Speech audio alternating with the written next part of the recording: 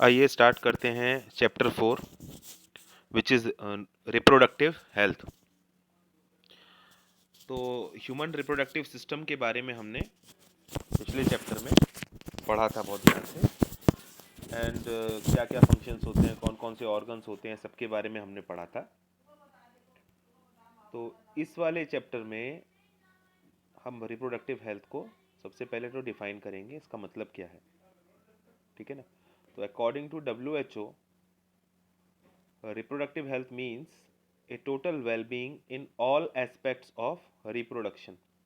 मतलब रिप्रोडक्शन के सारे एस्पेक्ट्स में जो ऑर्गेनिज्म है, जो पर्सन है, वो सही होना चाहिए। It means physically, emotionally, behavioural terms में, सोशल टर्म्स में, यानी कहीं से भी कोई कमी नहीं होनी चाहिए उस पर्सन में, तब जा कर के हम ये कहेंगे कि वो उसकी रिप्रोडक्टिव हेल्थ ठीक है। मतलब उसके रिप्रोडक्टिव ऑर्गन्स जो हैं वो प्रॉपरली फंक्शनल होने चाहिए, तो फिजिकल हो गया, ठीक है ना।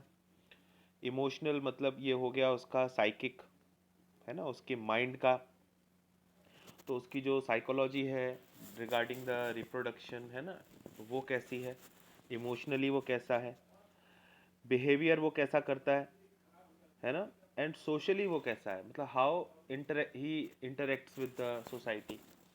So all these aspects are important when we consider reproductive health. Therefore, a society with people having physically and functionally normal reproductive organs, normal emotional and behavioral interactions among them in all sex related aspects might be called reproductively healthy। तो ये आपको ध्यान रखना पड़ेगा, this is very important for you. तो यहाँ से समझ में आएगा कि क्या इसकी एक्चुअल डेफिनेशन होनी चाहिए। तो WHO की डेफिनेशन आप ध्यान रखिएगा। तो इसके बाद आगे वाले पार्ट में पढ़ते हैं reproductive health problems and strategies. Okay, तो इंडिया उन देशों में गिना जाता है जिन्होंने सबसे पहले एक्शन प्लान्स स्टार्ट किए, ऐसे प्रोग्राम्स बनाए नेशनल लेवल पर, जो कि रिप्रोडक्टिव हेल्थ को सुधारने के लिए सामाजिक तौर पर पूरे राष्ट्र में चलाए गए। इन प्रोग्राम्स को कहा गया फैमिली प्लानिंग, और ये ने स्टार्ट किया गया 1951 में। इट मीन्स आज़ादी के 4 साल बाद ही हम लोगों ने स्टार्ट कर दिए थे ये programmes to improve the reproductive health of the society. और समय समय पर पीरियोडिकली असेसमेंट हम करते रहे, हर 10 साल में, इन डिकेड्स, ठीक है। तो उसके बाद नेक्स्ट पेज चेक करते हैं।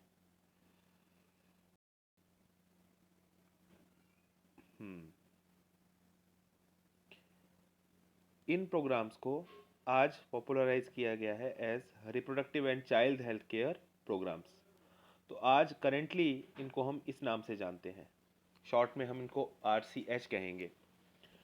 तो ये प्रोग्राम्स जो हैं ये अवेयरनेस यानी जागरूकता जनरेट करने के लिए हैं लोगों के बीच में, रिप्रोडक्शन रिलेटेड एस्पेक्ट्स के लिए।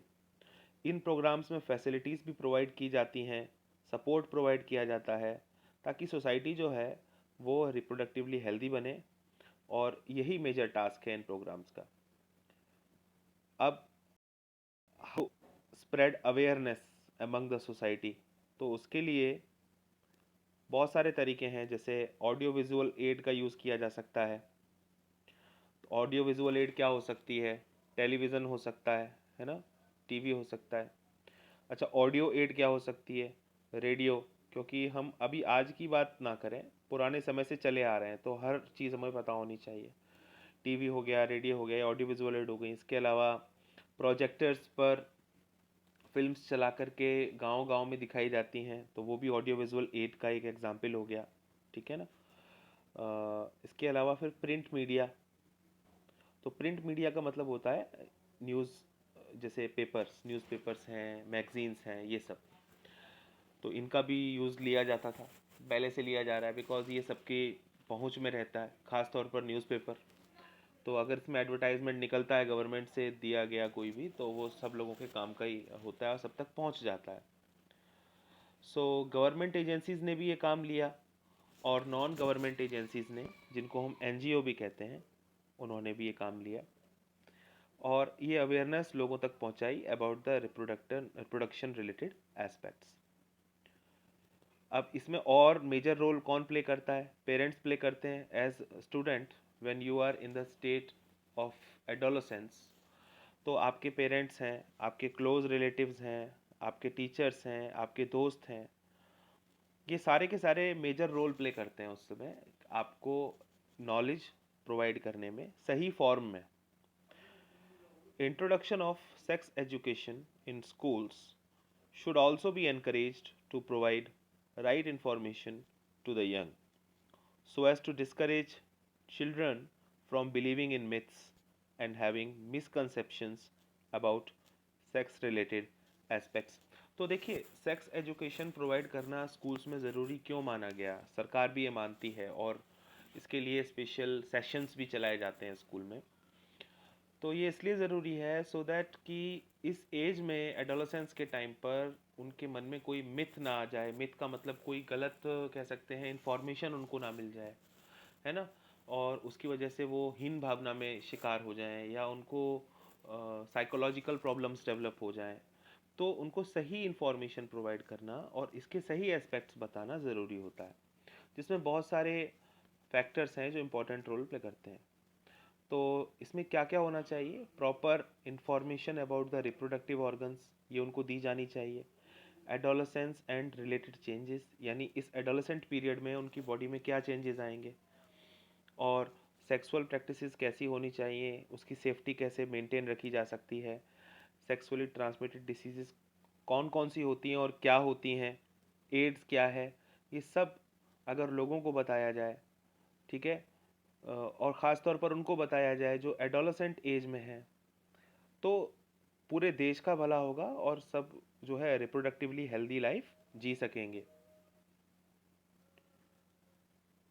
Educating people, specially fertile couples and those in marriageable age group, about the birth control options, care of pregnant mothers, postnatal care of mother and child, importance of breastfeeding, equal opportunities for male and female child, would address the importance of bringing up socially conscious healthy families of desired size।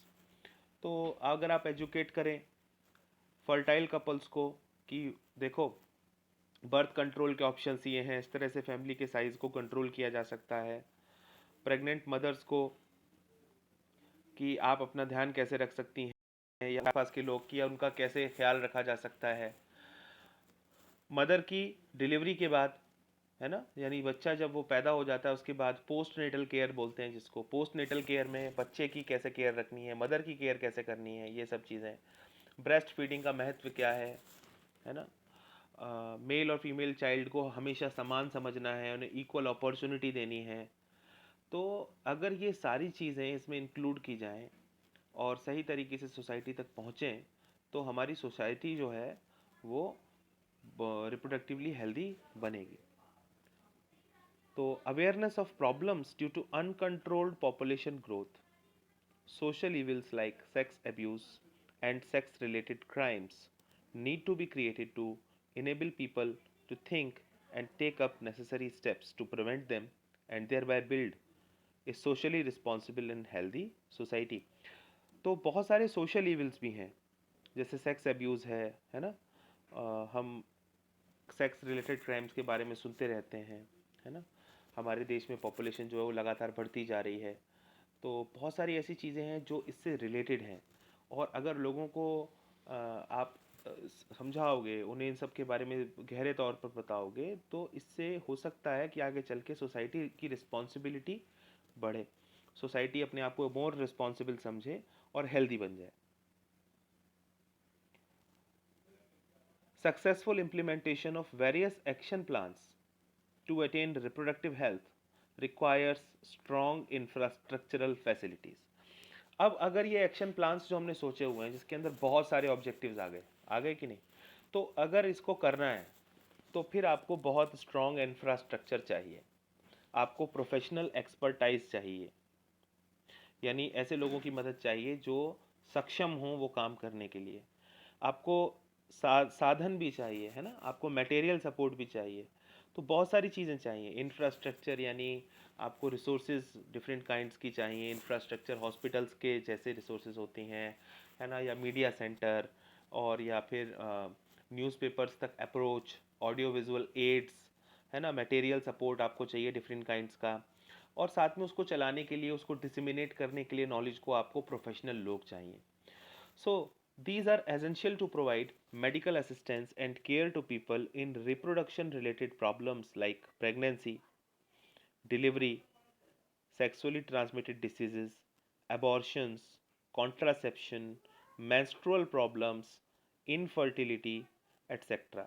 तो कितनी सारी problems हैं जो address हो सकती हैं, जैसे कि गर्भधारण के दौरान प्रॉब्लम्स होती हैं, प्रसव के दौरान यानी डिलीवरी के दौरान जो प्रॉब्लम्स होती हैं, सेक्सुअली ट्रांसमिटेड डिसीज़ेज़ होती हैं उनके बारे में बताना, उनको कंट्रोल करना। और ये एबॉर्शन जो आपने सुना होगा कि मेडिकल टर्मिनेशन ऑफ प्रेगनेंसी जिसको कहते हैं, उसको कंट्रोल करना या उसको ठीक तरीके से कराना अगर ज़रूरी है तो। कॉन्ट्रासेप्शन यानी जो है कॉन्ट्रासेप्टिव्स का ठीक से प्रयोग होना जिससे कि प्रेगनेंसी ना हो। मेंस्ट्रुअल प्रॉब्लम्स, अगर फीमेल्स को मेंस्ट्रुअल प्रॉब्लम हो रही है तो उसके लिए भी उनको ठीक तरीके से गाइड करना, उनका मेडिकेशन देखना। तो ये सारी चीज़ें इसके अंदर। और लास्ट में इनफर्टिलिटी, तो इनफर्टिलिटी को भी आप रिप्रोडक्टिव हेल्थ में ही रखोगे, है ना, बिकॉज यहाँ पर कहीं ना कहीं हेल्थ रिलेटेड प्रॉब्लम है तभी तो इनफर्टिलिटी है, तो इसको भी ट्रीट करना। तो ये सारी चीज़ें इसके अंदर हो सकती हैं। तो implementation of better techniques and new strategies from time to time are also required to provide more efficient care and assistance to people. तो नई नई स्ट्रेटजीज आ जाएं, नई नई टेक्निक्स को हम इम्प्लीमेंट करें, तो हर चीज़ एक जैसी तो नहीं चलनी चाहिए, उसमें सुधार होना चाहिए। तो न्यू स्ट्रेटजीज कैसे अब और बेहतर किया जाए, कम समय में कैसे काम हो, है ना, और अच्छा कैसे हो, है ना, कम से कम लोगों का इस्तेमाल करके काम कैसे बेहतर हो जाए, रिसोर्सेज का कम यूटिलाइजेशन हो, बेटर वर्क हो। तो ये सब चीज़ें हैं। तो इसके बाद आपने ये सुना होगा एमनियोसेंटेसिस के बारे में, क्लास 10th में भी इसके बारे में बात हुई थी। तो एमनियोसेंटेसिस क्या है कि ये एक फीटल सेक्स डिटर्मिनेशन टेस्ट है। तो जो फीटस होता है उसका सेक्स डिटरमाइन करने के लिए ये टेस्ट होता है। तो इसमें क्या करते हैं, एमनियोटिक फ्लड का यूज़ करते हैं। तो एमनियोटिक फ्लड को निकाला जाता है from the mother's womb, mother के वॉम्ब में से एमनियोटिक फ्लड को निकाला जाता है। अब इस एमनियोटिक फ्लड में जो फीटस के सेल्स हैं वो होते हैं, ये हमने पिछले चैप्टर में भी पढ़ा था कि some cells are there in the amniotic fluid. अब वो सेल्स जो हैं उनकी स्टडी करके हम ये बता देते हैं कि whether the child is boy और गर्ल। तो हम क्या कर रहे हैं, इसका गलत प्रयोग कर रहे हैं, गलत यूज कर रहे हैं। एक्चुअल में एमनियोसेंटेसिस क्यों किया जाता था? Amniocentesis was done just to know that whether some genetic problem is there or not. बच्चे में कोई जेनेटिक प्रॉब्लम तो नहीं है, केवल ये देखने के लिए। लेकिन अब उसका गलत यूज़ होना स्टार्ट हो गया। इससे क्या करने लग गए लोग, फीटस सेक्स डिटरमाइन करने लग गए। और इससे फिर क्या बढ़ा, फीमेल फीटिसाइड, यानी जो मादा भ्रूण हत्या जिसको हम बोलते हैं कि बच्चों जो गर्ल चाइल्ड है उसकी एबॉर्शन करा दिया जाता है ना, फीटिसाइड होने लग गए। तो इसकी वजह से बहुत ज़्यादा बड़ी प्रॉब्लम क्रिएट हो गई। तो इसके ऊपर स्टैट्यूटरी बैन रखा गया, संवैधानिक तौर पर इसको जो है बैन कर दिया गया, ताकि जो है खुले में ये ना हो। क्योंकि कोई भी हॉस्पिटल इसको कराता था तो जिससे कि क्या होता था आगे चल के ये एक प्रैक्टिस बनने लग गई थी, और जिससे क्या हो गया था, हमारा सेक्स रेशियो बिगड़ गया था। तो इसके ऊपर बैन लगाना संवैधानिक तौर पर, स्टैट्यूटरी तौर पर ज़रूरी हो गया था। Research on various reproduction related areas are encouraged and supported by governmental and non-governmental agencies to find out new methods and to improve the existing ones। और लगातार रिसर्च भी चलती है, रिसर्च करना ज़रूरी है। बिकॉज रिसर्च करने से हम ये भी पता लगाते हैं कि अभी एट प्रेजेंट क्या कमियां हैं और आगे हम उसको सुधार कैसे सकते हैं, है ना, या कोई नया मेथड, कोई नोवेल मेथड हम ला सकते हैं। तो इसमें रिसर्च में गवर्नमेंट और नॉन गवर्नमेंट एजेंसीज दोनों का रोल है। आपको पता ही होगा कि जो सहेली नाम की एक दवा है, ड्रग है, जिसको हम ओरल कंट्रासेप्टिव बोलते हैं, इसके टैबलेट्स आते हैं तो जिसको वंस इन अ वीक लिया जाता है। तो ये किसने डेवलप किया है? गवर्नमेंट एजेंसी ने डेवलप किया है, CDRI लखनऊ। तो ये कॉन्ट्रासेप्टिव है, ओरल कॉन्ट्रासेप्टिव, जिसे आप माउथ से खाते हैं और ये कॉन्ट्रासेप्शन में हेल्प करता है। So better awareness about sex related matters, increased number of medically assisted deliveries, and better postnatal care leading to decreased maternal and infant mortality rates, increased number of couples with small families, better detection and cure of STD, and overall increased medical facilities for all sex related problems, etc., all indicate improved reproductive health of the society. तो एक question आ सकता है exam में कि भाई बताइए, what are the indicators that the reproductive health of the society is improved. तो आप कह सकते हो कि इन्फेंट मोर्टेलिटी रेट कम हो गए, और जो मदर है, जिससे पिछला वाला पार्ट था यहाँ पर, दिस, इसको ले लेते हैं पूरा। तो आप इसमें क्या कह सकते हैं? पहला देखिए, पहला इंडिकेटर क्या है कि अवेयरनेस अच्छी हो गई लोगों के बीच में सेक्स रिलेटेड मैटर को लेकर के, और डिलीवरीज जो हैं वो अब मेडिकली असिस्टेड होने लग गई हैं ज़्यादातर। तो जितना ज़्यादा मेडिकली असिस्टेड डिलीवरीज बढ़ेंगी, यानी जो डिलीवरी डॉक्टर्स करा रहे हैं या नर्सेज करा रही हैं जो कि मेडिकली ट्रेंड हैं, तो वो अच्छी डिलीवरी मानी जाएंगी। इसके बजाय कि जो गांव में हो रही हैं, जो लोकल लोग करा लेते हैं, वो ठीक नहीं। तो मेडिकली असिस्टेड डिलीवरीज की संख्या का बढ़ना, लोगों के अंदर जागरूकता का बढ़ना, बच्चों की जो डिलीवरी के बाद जो केयर होती है, जिसको पोस्ट नेटल केयर कहते हैं, वो अच्छे से होना, जिससे कि मदर और जो चाइल्ड है उनकी मृत्यु दर कम होना, यानी मॉर्टेलिटी कम होना। ऐसे कपल्स की संख्या का बढ़ना, नंबर्स का बढ़ना, जिनकी जो फैमिली है वो स्मॉल है ना। एसटीडीज को ठीक तरीके से डिटेक्ट कर पाना, और मेडिकल फैसिलिटीज़ का अच्छे तरीके से प्रयोग करना हर सेक्स रिलेटेड प्रॉब्लम के लिए।